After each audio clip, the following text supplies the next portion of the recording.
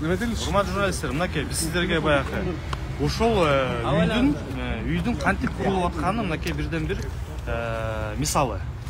Астынан айта кетсек, астындагы 7 метр, 0дон баштап 7 метр ылдый кирет. Биякта биринчи цокольный этаж, андан ылдый жагында уже подушка да болот. Мынакей подушканын чети чыгып турат. Бул полностью армированный. Жана ошол бир целиком бетон болот. Муну деген даже куйганда бир дагы саатка токтотпой, муну целиком куйлар. Мунун ичи полный арматура. Ушул конструкциянын мынакей эң сейсмикалыкка жооп бере турган конструкциясы ушул болот. Ушул нерсе жакшы куйулгандан кийин бул жерде кандайдыр бир бул көчүп кетет же кулап кетет деген баягы сөз болбойт. Андан кийин уже идет основной баягы көтөрүп турган цокольдун баягы основной стеналары. Жалпак тил менен айтканда мынакей биринчи терезеден карап көрөлү.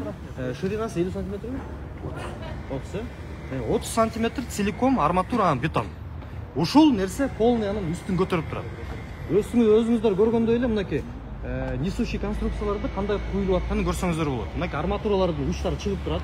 Бүт мунун ичин полный арматура болот. Ушул арматурага бетон жабышкандан кийин бул эчтеке болбойт, бул түшүп калбайт. Же кандайдыр бир баягы бетондун качествосуна сомнение келбейт. Бул өзүнүн технологиясы бар. Ошол технология менен куюлуп, бул целиком полный үй болот. Анан ортосунда кеткен жанагындай мынакей терезелерди чыгарган жана эшиктерди чыгарган перегородкалар болот. Бул перегородкалар мындайча айтканда конструкцияга эч кандай байланбайт. Болгону бул өзүнчө эле туруп турган жана конструкцияга нагрузка келтирбеген бул система болот. Ошол себептен жанагындай биз айтып кеткендей эле анча-мынча трещиналар кетиши мүмкүн. Бул только жанакы соединительный частьтарынан болду. Башка эч кандай доомат болбош керек. Эгер сиздер өзүңүздөр каалаңыздар, урматтуу журналисттер, кайсы объектиге барабыз деп бир чечимге келиңиздер, биз ошол жерге объектиге алып барып сиздерди көрсөтүүгө дайынбыз. Ошол жерге баралым да. Айтыңыздар, барыңыздар. Акылдашыңыздар. Биз бир жакта туруп туралы. Өзүңүздөр акылдашыңыздар. Барабыз десеңиздер, биз дайынбыз. Бүгүнкү күндө деги эле биздин республика боюнча ошондой эле мынакей кечээ күнү түндө болгон жер титирөөдөн кийин биздин мамлекеттик курулуш агенттигинин деги эле ошондой эле мамлекеттин баардык кызматтарына ар кандай суроо талаптар түшөт. Алардын ичинде ошол биздин мамлекетте болуп аткан курулуштардын сапаты боюнча, мамлекетте болуп аткан курулуш сектору боюнча, ошондой эле колдонулуп аткан материалдар боюнча, колдонулуп аткан жумуш орундары боюнча жана башка ар кандай суроолор келип түшөт. Анан ошол себептен сиздерди бүгүн атайын ушул жерге чакырдык. Эмнеге именно ушул объектке деген бирден бир себеби бул объект мамлекет тарабынан курулуп аткан объектилердин бири. Ушул жерде Кудай буйрса канча деген миңдеген биздин жашоочуларыбыз, миңдеген биздин жарандарыбыз ушул жерден Кудай буйрса жакын арада баягы үйлүү боло баштайт. Жана ошол үйлөрдүн сиздерге сапатын көрсөтүп берүү максаты болду. Жана ошол бизге келип түшүп аткан суроолорго жооп табуу болду. Өзүңүздөргө белгилүү болгондой эле социалдык тармактарда, ошондой эле массалык маалымат каражаттарында ушул биздин курулуш секторунда болуп аткан курулуштар жер титирөөгө кандай туруштук бере алат деген чоң суроо бар. Ошону сиздерге мынакей технологиясын көрсөтүп берүү, ошол туруштук бере алабы, бере албайбы деген суроого жооп табуу. Өзүңүздөргө белгилүү болгондой эле мынакей ушул аркабызда турган номер 47-чи мурунку колониянын ордуна курулуп аткан объекти бул жерде кандай нерсе менен, кандай материалдар менен курулуп атат деген сиздерге баягы иш жүзүндө көрсөтүп берели дедим. Бул биринчи объектибиз. Андан тышкары экинчи объекти мен айтат элем, ушу сиздердин, журналисттердин каалоосуна коюп, кайсы объектиге сиздер акылдашып, кайсы объектиге барабыз, кайсы объектини көрөбүз десеңиздер, биз ошол жерге алып барып көрсөтүп берүүгө даярбыз.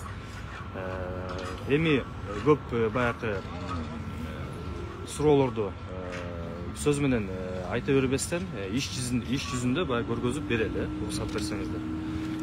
Бул курулуп аткан объекти бүгүнкү күндө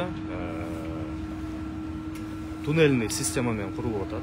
Бул туннельный деген кандай? Бул баардыгы эле мындайча айтканда бетон жана арматура менен курулган объект.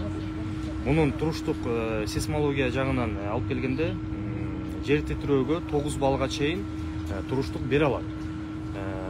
Ошол туруштук бергенде дагы конструкциясын жоготпоого дагы баягы көрсөткүчтөрү бар. Андан тышкары айта кетчү нерсе, бул объекти толугу менен сапаты жакшы. Бизде күнүгө мындайча айтканда жума сайын атайын биздин кызматкерлер келип ушул объектини текшерип турат. Эми өзүңүздөргө биздин дагы специалисттер көрсөтүп берсин.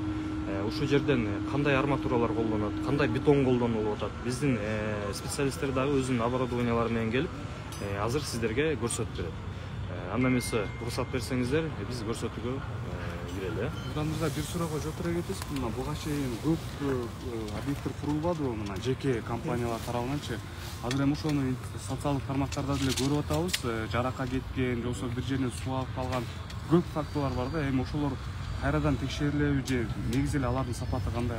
Эми негизинен айта кетсек, ушул биздин Бишкек шаарында болуп аткан, ошондой эле тирдеги эле республика боюнча салынган объектилерди биз кечээ күнү текшердик. Бул текшерилген объектилер азыркы учурда биздин жарандар жашап аткан объекттер. Биз колдон келишинче баардыгына барганга аракет кылдык. Кечээ күнү 100дөн ашык объектини текшердик. Баягы арыздар менен түшкөн объектилер көбүнчөсү. Бул жерде жанагындай трещина кетти же кандайдыр бир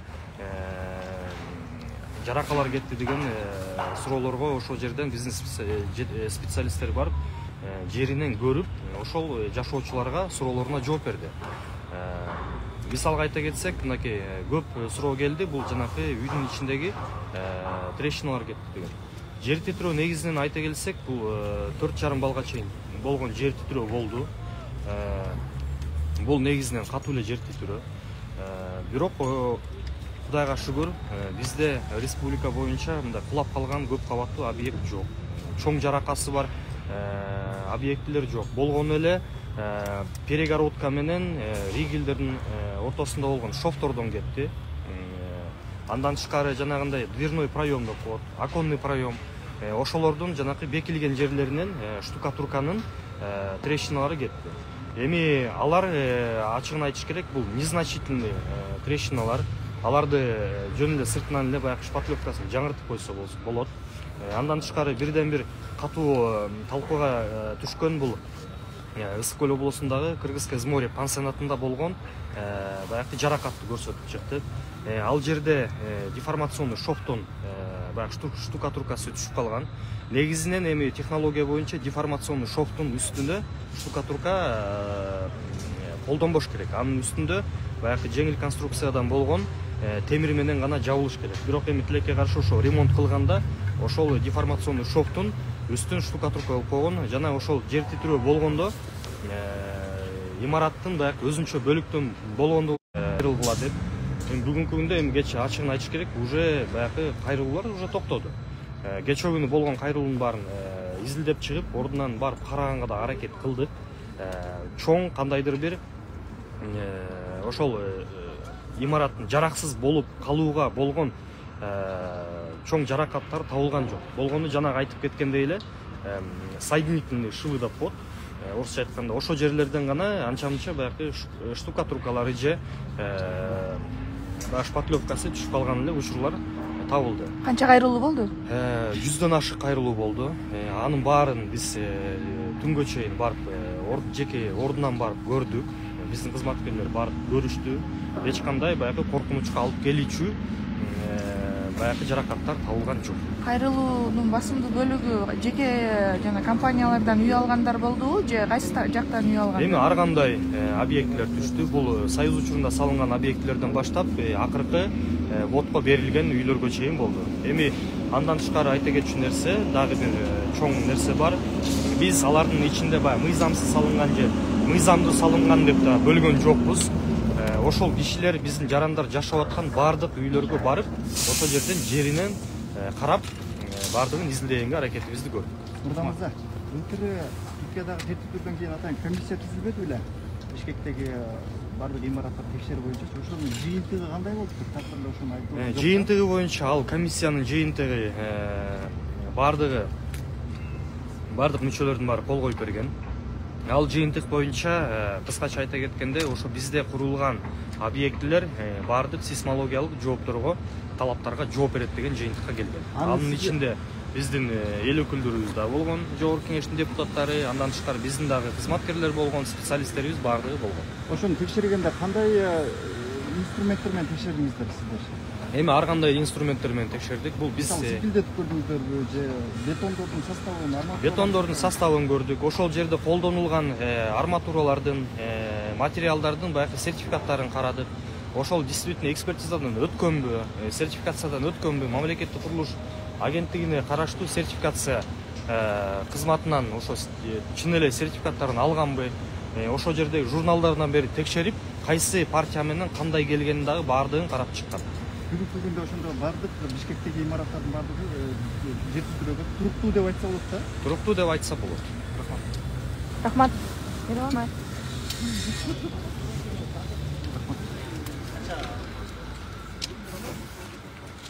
Урматтуу достор, жаңы өзүңүздөргө болгондой Мамкуловдун жетекчилиги мындай көп кабаттуу үйлөрдүн жер титирөөгө туруктуу, алардын сапаты тууралуу маалымат берди. Азыр дагы иш жүзүндө көрсөтөлүп.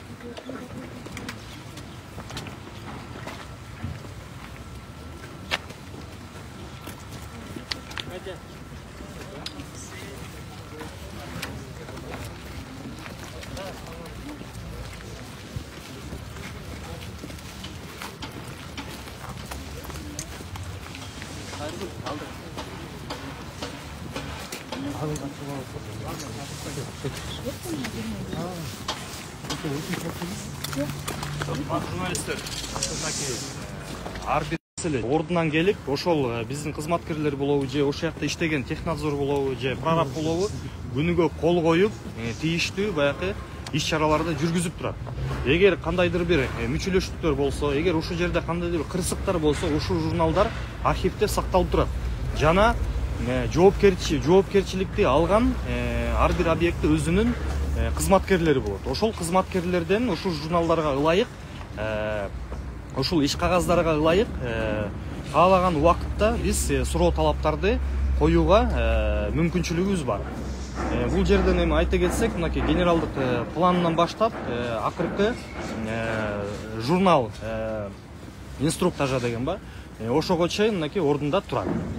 Бул мындай нерсе ар бир объектте болуш керек. Жана бүгүнкү күндө бизде реестрда отурган объектилерде бардыгында ушундай нерселер турат азыркы учурда. Бүгүнкү күндө көзөмөл катуу көзөмөлгө алынган жана эч кандай баягы суроо болбойт деп мен толук ишендире алам. Көрсөтүп берсеңиз. А могу эмне назар? Орусча бек.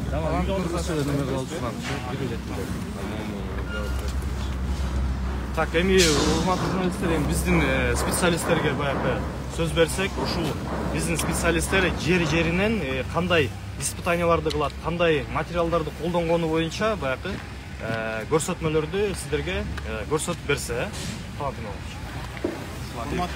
Урматтуу журналисттер, азыркы маалда биринчи этап менен бардыгы бол 11 блок үй салынып жатат.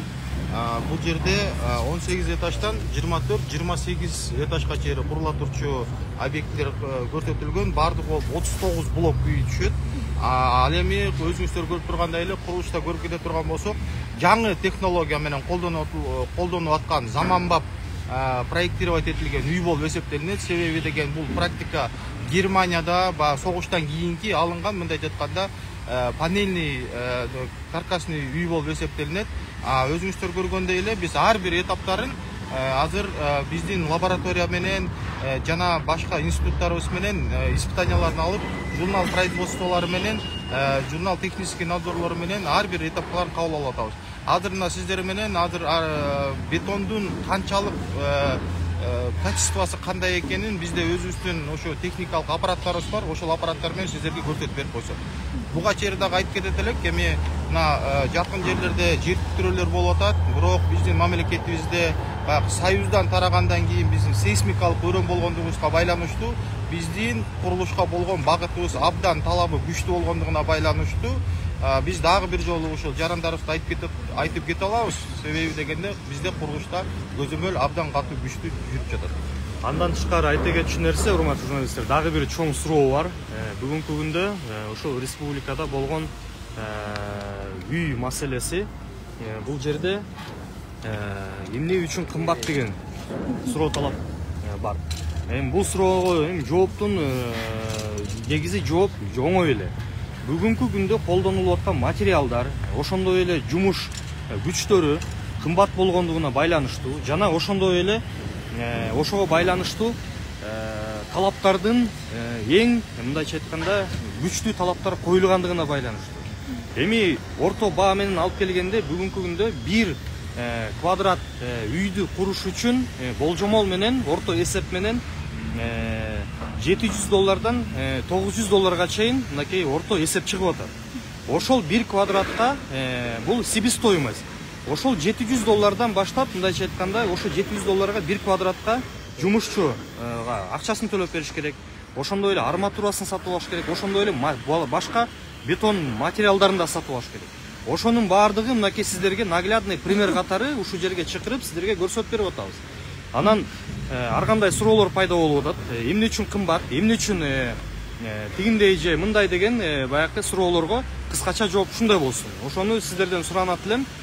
Биздин калкка дагы жеткирип, баягы туура түшүндүрмө иштеринин жүргүзбөгөндүгүнө байланыштуу ушундай бизде чоң мындайча айтканда маселе жаралып келет. Анда урматтуу журналисттер, биздин специалисттерге дагы сөз берели, уруксат берсеңиздер. Өздөрү көрсөтүп берсин. İçine girip көрсөтүп берем. İçine girip көрсөтүп.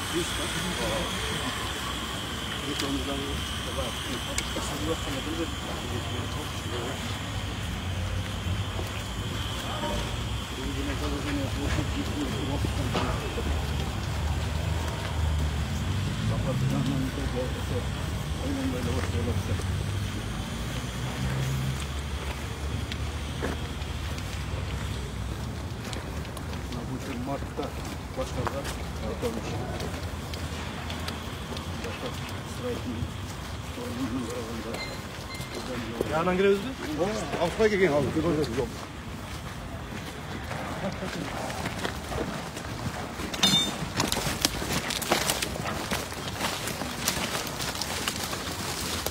Şaşlarla.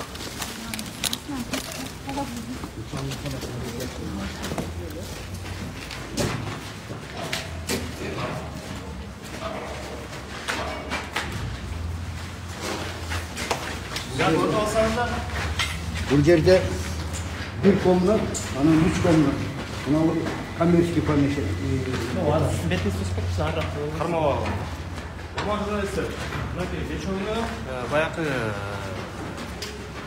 трещина кетти деген жерлердин бири болуп, мындай соединительный частьтар болот. Ондай жерлерде могу несущий конструкция менен перегородканын ортосунда болгон соединенияларды кандайдыр бир баягы штукатуркасы же баягы шпаклевкасы түшүп калган учурлар көп катталды. Негизинен алып келгенде баардык конструкциялар перегородкалар ушундай тип менен бекитилет. Бул общий биздин республиканын ичинде иштеген баягы эрежелердин көрсөтүлгөн тибинде салынган нерсе. Мындай нерсе баардык эле жерде ошондой. Эми общий пример менен айта кетели, бул заполнение. Заполнение менен ушул перегородка менен жалпак тил менен айтканда ушул тосуп турган комнатный стенка менен ушул несущий конструкциянын ортосунда болгон эле жерде анча-мынча баягы шпаклевкалар түшүп калган учурлар катталды. Бул жерден эч кандай коркунуч болбош керек. Самое главное ушул несущий конструкция өзү баардык жерлерде ордунда калган, эч кандай жарака же кандайдыр бир дефектлер пайда болгон эмес. Дагы суроолоруңуздар болсо, именно ушулар боюнча дагы жооп беребиз. Азыр мынакей биздин кызматкерлер ушул бетондун качествосын кантип текшерет деген нерсеге азыр сиздерге көңүлүңүздөрдү суранат элем.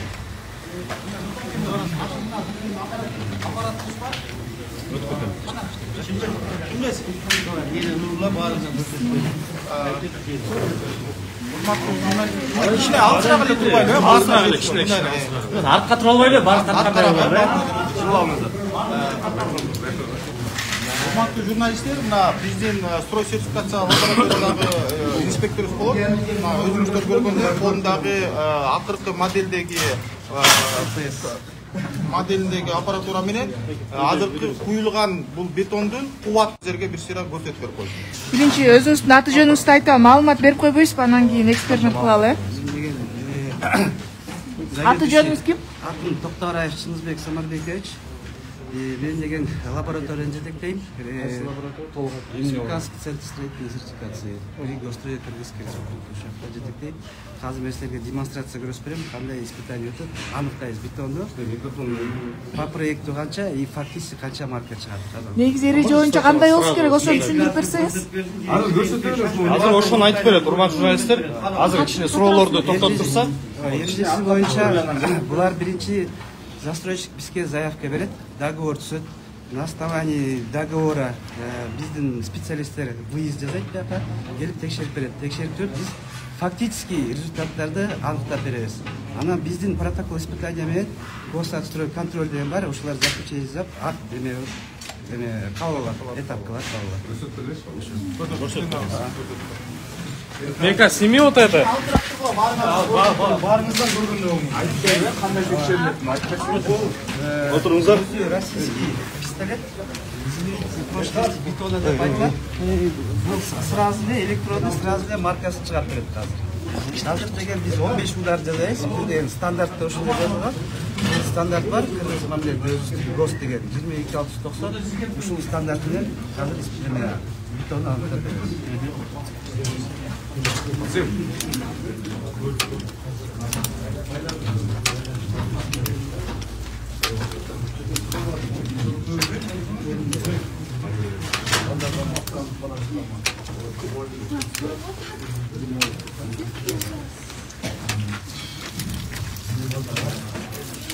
Стандарт боюнча канча болот, азыр качан көрсөтөбүз, биз айтып бердик.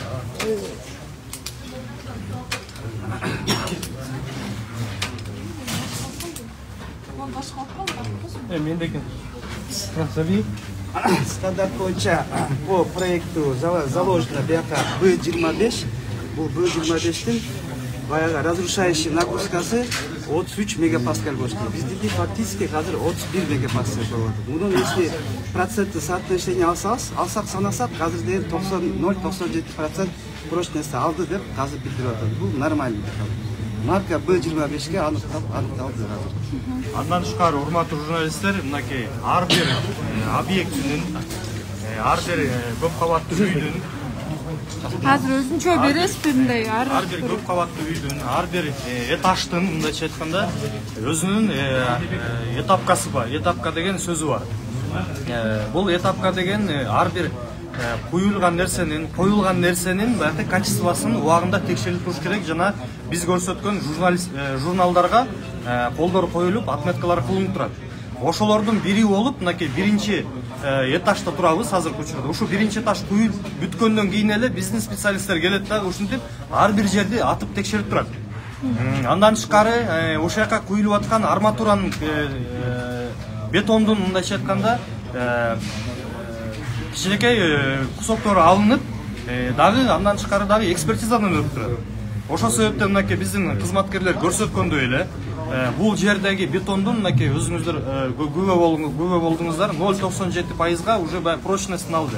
Бул эми азыр жаңы курулуп аткан объект болгондон кийин бул дагы кургайт күн Ошондо 100дөн ашат бул. 100%га чейин өзүнүн баягы прочностун алгандан кийин бул бүттү. Бул жерге эчтеке дагы мындайча айтканда влияние кылып же ушул бетондун түшүп калуусуна себепкер боло албайт. Так, дальше что у нас?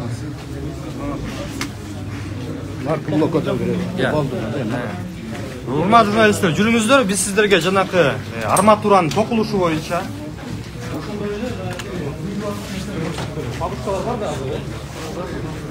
куюлуп аткан, байланып аткандары мал арсы бул жерде жок, эшикке чыгабыз.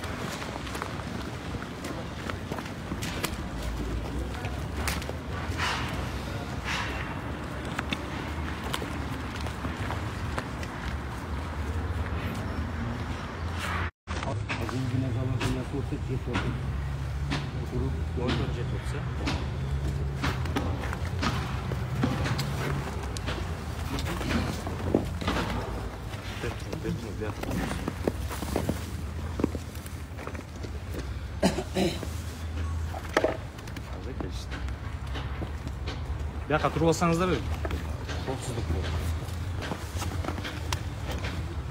Элек туруп алгандар. Кичине арыраак туруп алыңыздарчы. Сураныч, журналисттер. Бияка жылып алыңыздар, жылыңыздар. Жылыңыздар давайте. Мындай гана өтүп алгыла алган, мына аттын. Ары жылгыла. Барыңыздарга жыл. Аз бирибизге эле тоскоол болот атат. Кичине мындай давайте все встанем, вот петлички оденем, вот так жакшыраак эметеличи. Урматтуу журналисттер, мынакей биз сиздерге баягы ошол үйдүн кантип курулуп атканын мынакей бирден бир мисалы. Астынан айта кетсек, астындагы 7 метр, 0дон баштап 7 метр ылдый кирет. Биякта биринчи сопольный этаж, андан ылдый жагында уже подушкада болот. Мынакей подушканын чети чыгып турат. Бул полностью армированный. Жана ошол бир целиком бетон болот. Муну деген даже куйганда бир дагы саатка токтотпой, муну целиком куйлар. Мунун ичи полный арматура. Ушул конструкциянын мынакей эң сейсмикалыкка жооп бере турган конструкциясы ушул болот. Ушул нерсе жакшы куюлгандан кийин бул жерде кандайдыр бир бул көчүп кетет же кулап кетет деген баягы сөз болбойт. Андан кийин уже идет основной баягы көтөрүп турган цокольдун баягы основной стеналары. Жалпак тил менен айтканда мынакей биринчи терезеден карап көрөлү, ширинасы 50 сантиметрби? 30 сантиметр целиком арматура бетон. Ушул нерсе полный анын үстүн көтөрүп турат. Өзүңүздөр көргөндөй эле мынакей несущий конструкцияларды кандай куюлуп атканын көрсөңүздөр болот. Мынакей арматуралардын учтары чыгып турат. Бүт мунун ичин полный арматура болот. Ушул арматурага бетон жабышкандан кийин бул эчтеке болбойт, бул түшүп калбайт. Же кандайдыр бир баягы бетондун качествосуна сомнение келбейт. Бул өзүнүн технологиясы бар. Ошол технология менен куюлуп, бул целиком полный үй болот. Анан ортосунда кеткен жанагындай мынакей терезелерди чыгарган жана эшиктерди чыгарган перегородкалар болот. Бул перегородкалар мындайча айтканда конструкцияга эч кандай байланбайт. Болгону бул өзүнчө эле туруп турган жана конструкцияга нагрузка келтирбеген бул система болот. Ошол себептен жанагындай биз айтып кеткендей эле анча-мынча трещиналар кетиши мүмкүн. Бул только жанакы соединительный частьтарынан болду. Башка эч кандай доомат болбош керек. Мынакей өзүңүздөр көргөндөй эле урматтуу журналисттер. Бардыгы бертурмуз. Бардыгы целиком бетон. Эми мындай качество чын айтканда биздин союздун учурунан бери калган требованияларды биз өзүбүз модификация кылып келгенбиз жана ошо ойдон эле турат. Бул нерсе бетон кандай куюлса дагы бул бетон силикон болуп тура берет. Андан тышкары мынакей кыскача ушул объекттин прорабына сөз берели. Ушул именно технический жагынан сиздерге түшүндүрүп берсин. Орус тилинде кайталап коесузбу, пожалуйста? Биякты сөйлөдү о, прораб. Өзүңүздү тааныштырып, байке, алгач өзүңүз Саламаттар, урматтуу журналисттер. Менин атым. Давайте здесь кадр нормально выстроим, а? Отойдите, пожалуйста, микрофон. Объектinin Азыр байке кое туруңуз. Өзүм бери чындырып журналистерге эки капталга чыга албайлыбы? Камералар. Катканга неме? Менин фамилиям Турдуголов, атым Апыш. Мына ушул жаңы курулуп аткан объекттин прорабы болуп иштейм. Бул объект, значит, былтыр мартта башталган. Мына азырда 2 айдан кийин 1 жыл болот. Азыр 10 айлык жумушту көрүп атасыздар. Бул курулуштун темпи да катуу кетип атат. Урматтуу биздин президентибиз ар заманда келип карап, управдеда карап, биздин гостройдон да келип карап турушат ответственный кишилер. Анан эми муну айтып кете турган болсок, бул мына башка бул жагы айткандай мурунку объектилерге караганда бул абдан күчтүү. Эмне үчүн дегенде бул жерде стена, мына фундаменттердин бардыгы жыш токулган арматура. 20 сантиметрден ячейкалары 20дан байланган. Мына фундаменттин жык, мунун ичи жык арматура мына көрүнүп турат. Аралыктары 20га 20 болгон. Биздин курулуш мындай башталат, котлованды казабыз. Котлованды казгандан кийин атайын ушундай лаборатория бар. Гостройдун лаборатория. Мен эскиче гострой дей берейин. Ошо лабораторияга келип туруп, бул жерден шуруп алат. Котлованды көрүп, болот, трамбовкаңар жакшы болуп тур деп уруксат бергенде, андан кийин мына бетон ишине баштайбыз. Бетон ишин дагы ар бир 7 күндө келип, айрыкча 1 айда 1 алабыз. Анализдери жакшы. Мына азыр өзүңөр менен көрдүңөр. Арматура Россиядан келген. Бул арматураны да биз аларбыз менен ар бир партияларында лабораториядан үздүрүп, чындагында эле ушул арматура, күчтүү арматура прочный деп текшерип берет. Уруксат берген менен байлайбыз. Бетону да ошондой. Бул жага айткандай бетонду куярдан мурун маркасы 350 деп берилген. 350 350 эмес. Биз кубик куйдуруп туруп, аны значит 3 суткасын, 7 суткасын, 15 суткасын 1 айлыгын текшеребиз. Биз муну башталардан мурун ошолор жасап турабыз. Анан алар чындап эле 350 дегенде биз ошону уруксатын сурап алып бетон ишин куябыз. Арматураларын биз байлаганда бул орунда байланат. Бул жерде сварка жумуш жок. Бардыгында 90 сантиметрден нахлёс байланат, горизонтальный 70 сантиметрден байланат. Аябай бышык бул жерде. Анан арматураны байлап бүткөндөн кийин бизде атайын специалисттер чакырылып, көрүп уруксатын берет. Болду, бетонуңарды куюңдар дейт. Анан бетонду куябыз.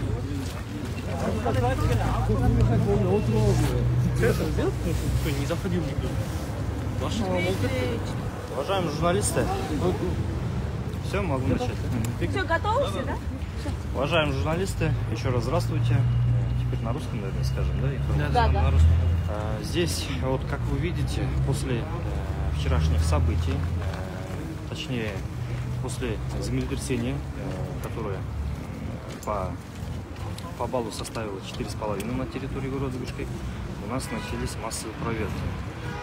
Да, эти проверки раньше и были, но однако в связи с этими событиями мы в усиленном режиме вчера проверили практически все объекты, от которых поступали жалобы о том, что имеются какие-либо трещины и так далее.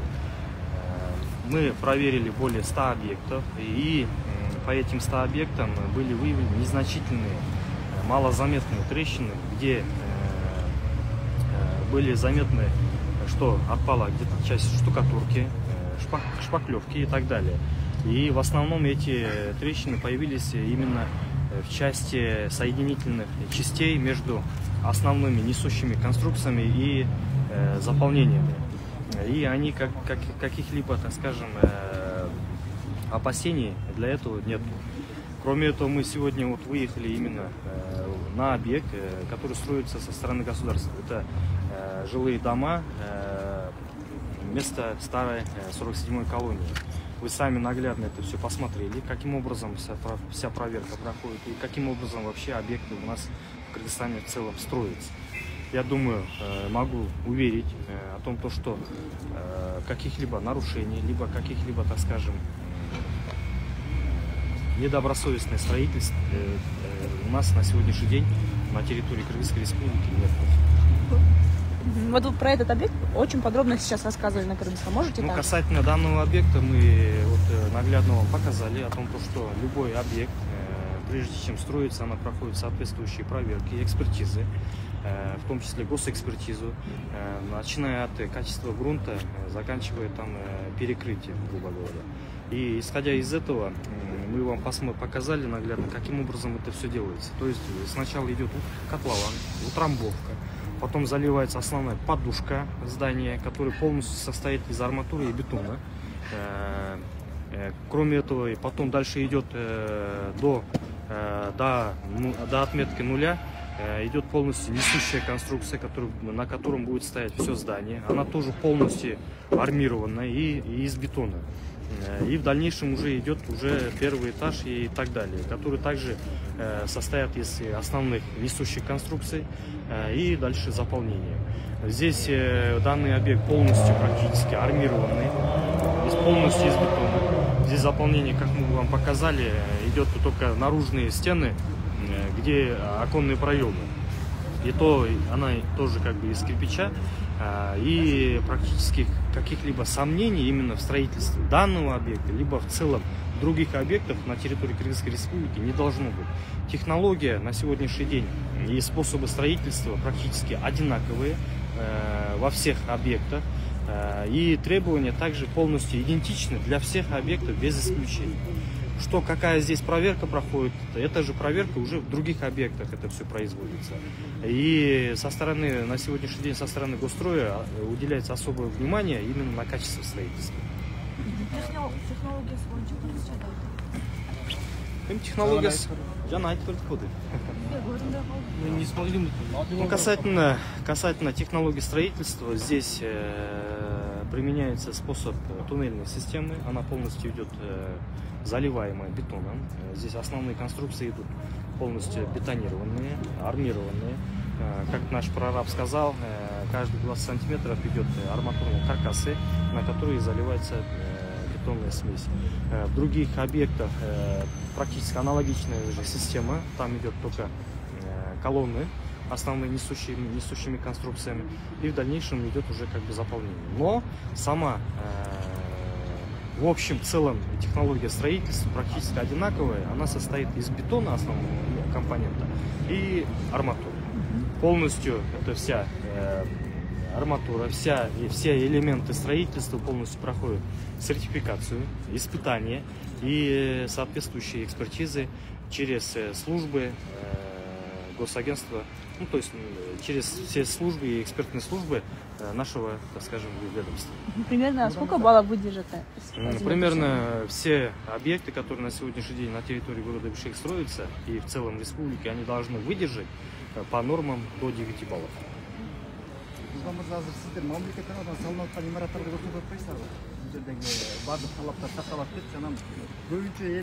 Частный компаниялар куруп аткан немелерге болот да, анан ушул сиз көрсөтүп аткандагыдай аларда да сакталабы? Албетте, урматтуу журналисттер, мынакей мен сиздерге жана сөзүмдүн башында айткам, биринчи объекттин ушул мамлекет тарабынан курулуп аткан объектини көрсөтөлү, мисал катары. И андан тышкары сиздердин каалооңуздар менен каалаган объектиңиздерге барып, ошол жерден текшерүү иштерин жүргүзгөнгө дайынбыз. Кааласаңыздар, мынакей өзүңүздөр акылдашыңыздар, кайсы объектиге барабыз десеңиздер, биз ошол жерге алып барып, эгер жумуш жүрүп аткан болсо, ошол жерден барып көрсөтүүгө дайынбыз. Единственный мен сиздерден суранат элем, баягы жумуш жүрүп аткан объектиге барышыбыз керекпиз, себеби ал жакта кызматкерлери дагы, мындайча айтканда, ишкерлер дагы ошол жерде баягы болушу зарыл. Анткени барып эшик сүзүп, воротасын ача албай туруп калбашыбыз керек биз. Тумба монолит менен бул апалакка туннельный курулуштун эмне айырмасы бар? Кайсысы сейсмологиялык жактан туруктуу? Эми сейсмологиялык жактан алып келгенде негизинен туннельный жакшы. Эми башкаларды да жаман деп айтпайбыз, алардын да өзүнүн жакшы жактары бар. Албетте туннельный эми более, так скажем, бул мировой стандартка жооп берип аткан жаңы келген технология. Бул технологияны ушул технология менен курулуп аткан объектилердин мынакей биринчиси. Берки мурунку курулуп аткан жанакы колонналар менен курулуп аткан каркасный система дагы ал дагы жакшы. Анын дагы өзүнүн артыкчылыктары бар. Ал жактан дагы мындайча айтканда, эми алардыкы бетонный конструкциялар куюлганда алардыкы чоң болуп куюлат. Жана основной несущий баягы нагрузканы ошол колонналар көтөрүп турат. А бул жерде болсо айта кетчү нерсе, бул жерде стеналар өздөрү көтөрүп турат. Эми тигиниси жакшы же мунусу жакшы деп дагы баягы айтыш кыйын. Бирок экөөнүкү тең жер титирөөгө туруштук берүүсү экөөнүкү тең 9 балга чейин жетет. Бирок основной ушул түн. Эми да бул основной эми азыркы учурда бул мировой дүйнөлүк колдонулуп аткан система. Биз акырындан ушул системага дагы мынакей өтө баштадык. Основном бул эконом класстагы үйлөр да, эконом класстагы. Бул арзаныраак түшөт да. Урматтуу журналисттер, сиздер өзүңүздөр тандайсыңарбы же биз дагы мындай алдын ала пландап койгон объектилерибиз бар? Жок, ошол жака эле сиздерге ишенич артабыз, барабыз десеңер, анда пожалуйста. Частный, может быть, садик, вот то, что сад или школу, который строят. Эми азыр школаларды биздин Бишкекте азыр эми чын айтканда бүтүп калды. Нету, да? Уже да. Нурдан мырза, былтыр молодая гвардияда бир имарат немеси кулап кетүүчү болду эле. Ошол жакта текшерип турса кандай болот азыр баары? Барсак болот, айырмасы жок. Молодая гвардия Фрунзедеги неме салынган объект боюнча айтып атасыз. Эми ал жерде да, технический неме безопасность карабаган үчүн жанагы кладкалар түшүп кеткен, а так основной курулуш азыркы балда ал жерде да жүрүп жатат. Эгер сиздер өзүңүздөр каалаңыздар, урматтуу журналисттер, кайсы объектиге барабыз деп бир чечимге келиңиздер, биз ошол жерге объектиге алып барып, сиздерди көрсөтүүгө дайынбыз. Ошол жерге баралым да? Айтыңыздар, барыңыздар. Акылдашыңыздар, биз бир жакта туруп туралы, өзүңүздөр акылдашыңыздар, барабыз десеңиздер, биз дайынбыз. Мына урматтуу достор, учурда Мамкулуштун директору Нурдан Нурунтаев өзү Бишкек шаарындагы курулуп жаткан имараттардын биринде келип, жер титирөөгө туруктуулугун жана сапатын көрсөтүп берди. Кийинки түз эфирде жолукканча саламатта туруңуздар. Азыр экинчи объектке баралы деп пландаштырылып жатат. Экинчи объектке баргандан кийин дагы түз эфирге чыгабыз.